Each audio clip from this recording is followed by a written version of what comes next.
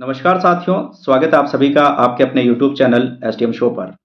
आज हम बात करेंगे फोर्थ ग्रेड की कट ऑफ को लेकर के। जैसा कि आप सभी को पता है कि आलोक राज जी ने हाल ही में कुछ दिनों पहले एक ट्वीट किया था कि 15 जनवरी के आसपास आपका जो फोर्थ ग्रेड का रिजल्ट है वो जारी होने वाला है। और जब से इन्होंने ये ट्वीट किया है उसके बाद सारे के सारे सोशल मीडिया प्लेटफॉर्म के ऊपर ये फोर्थ ग्रेड कट ऑफ का लेकर के चर्चा बहुत ज़्यादा चर्चा का विषय बना है।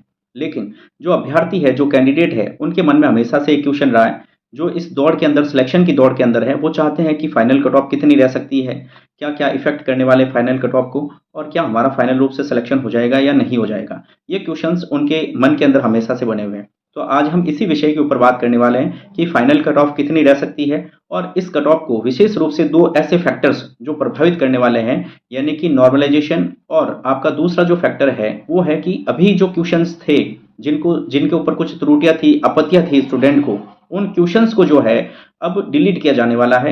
यानी कि आलोक राज जी ने ट्वीट करके बताया कि 10 से 12 क्वेश्चंस ऐसे हैं जिनको डिलीट किया जाएगा। तो निश्चित तौर पर ये दोनों ही ऐसे फैक्टर हैं जो आपकी कट ऑफ को प्रभावित करेंगे। तो आज हम इन दोनों फैक्टर के ऊपर विशेष रूप से बात करने वाले हैं।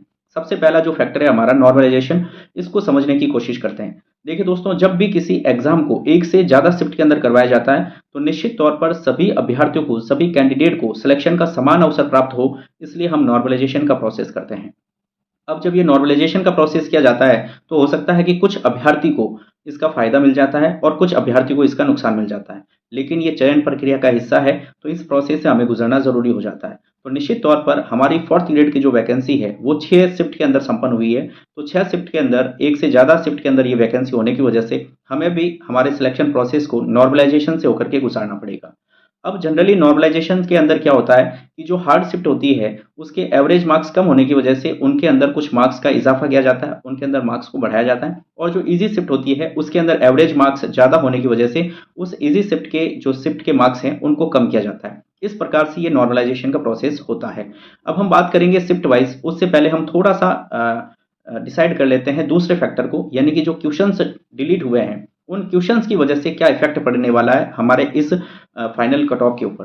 देखिए दोस्तों, जितने ज़्यादा क्वेश्चंस जिस शिफ्ट में डिलीट होंगे उसकी कट ऑफ उतनी ही ज़्यादा हाई होने के चांसेस हैं।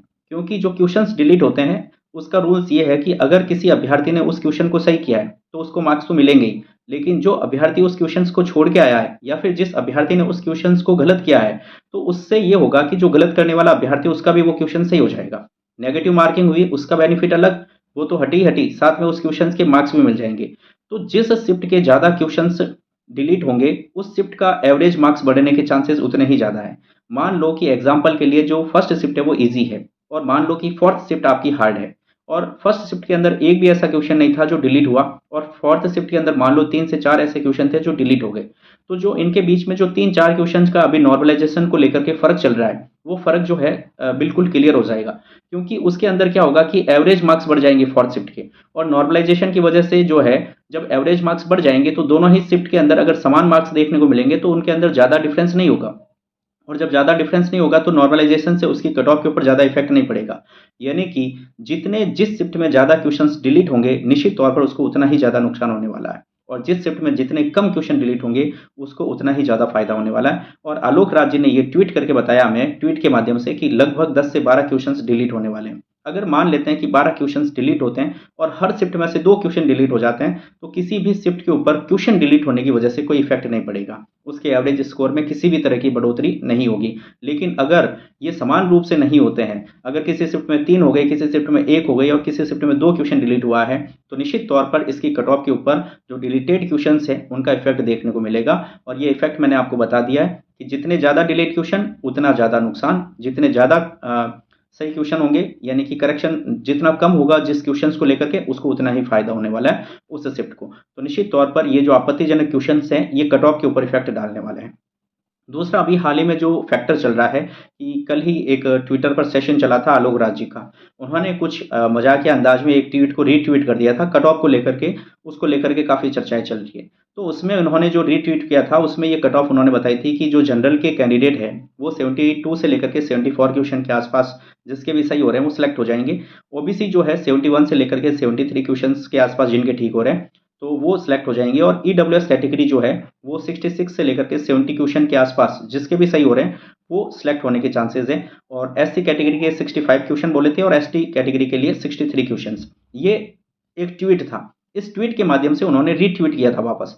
लेकिन इसको लेकर के अभी सोशल मीडिया प्लेटफॉर्म के ऊपर ये बात बहुत काफ़ी चर्चा का विषय चल रही है कि जो आलोक राज जी है उन्होंने हमें हिंट दे दिया है कि इस तरीके की कट ऑफ रहने वाली है। लेकिन ये जब सोशल मीडिया के ऊपर बहुत ज़्यादा वायरल हुआ तो आलोक राज जी ने वापस से इसी ट्वीट को वापस से इसी के ऊपर एक रीट्वीट किया और उन्होंने ये बताया कि ये सिर्फ और सिर्फ एक मजाक के अंदाज में मेरे बालों के ऊपर जो है कमेंट किया गया था, उसको लेकर के हमने बात की है। बाकी ये जो कट ऑफ का विषय है बिल्कुल भी नहीं है, क्योंकि आरएसएम एसएफसी बोर्ड सिर्फ और सिर्फ एक बार कट ऑफ जारी करता है और 2 बार उससे पहले किसी भी तरीके की कोई प्रीवियस कट ऑफ को जारी नहीं करता है। उन्होंने इस बात को क्लियर कर दिया है।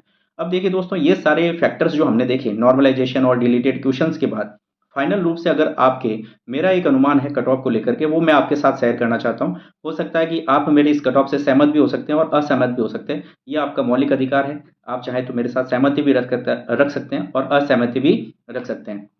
तो उसको लेकर के मेरा कुछ अनुमान है कट ऑफ को लेकर के, तो वो आपके सामने मैं बताना चाहता हूँ कि जनरल का कोई भी कैंडिडेट है और अगर उसके 82 क्वेश्चंस प्लस माइनस 2 क्वेश्चंस यानी कि 84 से लेकर के 81 के बीच में अगर उसके ठीक हो रहे हैं और वो जनरल का कैंडिडेट है तो निश्चित तौर पर उसके सिलेक्शन होने के पूरे पूरे चांसेस हैं। ओबीसी का कोई कैंडिडेट है और 80 प्लस माइनस 2 क्वेश्चंस उसके ठीक हो रहे हैं तो निश्चित तौर पर ओबीसी से उसका फाइनल सिलेक्शन होने के पूरे चांसेस हैं। और अगर मैं ईडब्ल्यूएस कैटेगरी की बात करता हूं तो उसके अंदर 79 प्लस माइनस 2 क्वेश्चन अगर उसके सही हो रहे हैं तो निश्चित तौर पर उसके सिलेक्शन होने के पूरे पूरे चांसेस हैं। और एससी कैटेगरी का कोई स्टूडेंट है और 76 प्लस माइनस 2 क्वेश्चन सही हो रहे हैं तो निश्चित तौर पर उसके फाइनल सिलेक्शन होने के पूरे पूरे चांसेस हैं। और अगर कोई एसटी कैटेगरी का कैंडिडेट है और उसके 74 प्लस माइनस 2 क्वेश्चन हो रहे हैं तो निश्चित तौर पर उसके सिलेक्शन होने के पूरे पूरे चांसेस हैं। और दोस्तों, अब विशेष रूप से मैं आपको एक बात बताना चाहता हूं कि अगर कोई भी कैंडिडेट इसके आसपास में भी है, इस कट ऑफ के आसपास में भी है, तो वो निश्चित तौर पर अपने जो भी डॉक्यूमेंट्स हैं जो कि डीवी के लिए ज़रूरी है, वेरिफिकेशन के लिए ज़रूरी है और उनके अंदर कुछ भी त्रुटियां हैं तो उसको सही करवा के उनको एकदम कंप्लीट फाइल में बना के ज़रूर रखें। अगर आपको लगता है कि कौन कौन से डॉक्यूमेंट की रिक्वायरमेंट है उसको लेकर के एक वीडियो आपके साथ साझा किया जाना चाहिए तो आप कमेंट करके ज़रूर बताएं।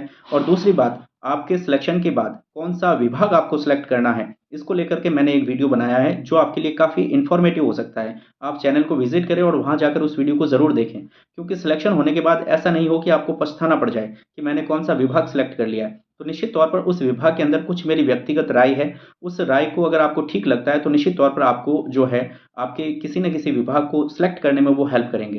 तो आप जाकर के उस वीडियो को भी देख सकते हैं। और अगर ये वीडियो आपको इन्फॉर्मेटिव लगा हो तो हमारे इस वीडियो को लाइक ज़रूर करें, हमारे चैनल को सब्सक्राइब ज़रूर करें। जब आप वीडियो को लाइक करते हैं, सब्सक्राइब करते हैं तो हमें मोटिवेशन मिलता है कि हम आपके सामने इसी तरीके की इन्फॉर्मेशन लेकर के आए। थैंक यू, धन्यवाद। मिलते हैं नेक्स्ट वीडियो में। आज के लिए बस इतना ही।